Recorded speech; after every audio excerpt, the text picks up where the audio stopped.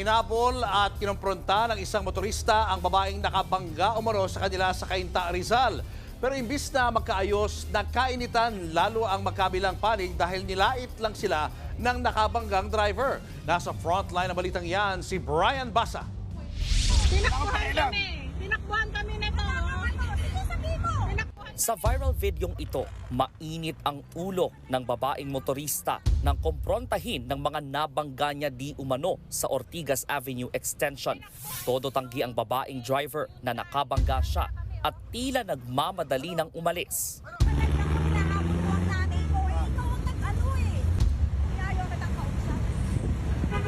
Isinasarapan niya ang bintana ng kanyang sasakyan pero binubuksan itong muli para sumagot. Ma'am, sorry.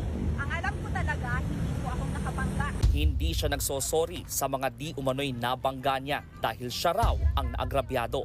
Aminado rin siyang tumakas pero paliwanag niya. Nagmamadali lang ako kasi nakita ko makipag-ano sa'yo, wala ka namang pambayan.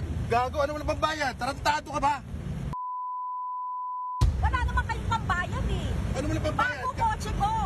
Sa hiwalay na post, sinabi ng uploader ng video na bago ang komprontasyon ay nabangga raw sila ng driver sa tapat ng isang mall sa Cainta.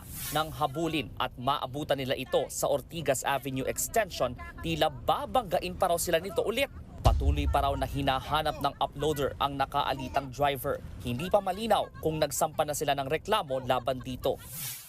Nitong mga nakaraang linggo, sunod-sunod ang insidente ng road rage. Payo ni Road Safety Advocate Edison Nebrija, mas mainam na huwag na lang habulin ang mga nakaalitan sa kalsada para hindi na mauwi sa karahasan. So hinga tayo ng malalim, let's think. Do not react because reaction is an impulsive thing. Yung mag-respond po tayo, let's think it over. Dapat daw nahayaan na lang ang mga otoridad na kumilos at hanggat maaari ay huwag nang bumaba ng sasakyan. Take a video of it, of what's happening. Kunin niyo po yung plate number. Kunin niyo po yung make and model ng sasakyan.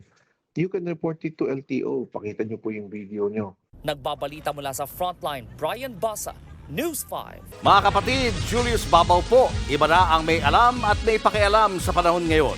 Para sa frontline ng mga balita, mag-follow at mag-subscribe sa social media pages ng News 5.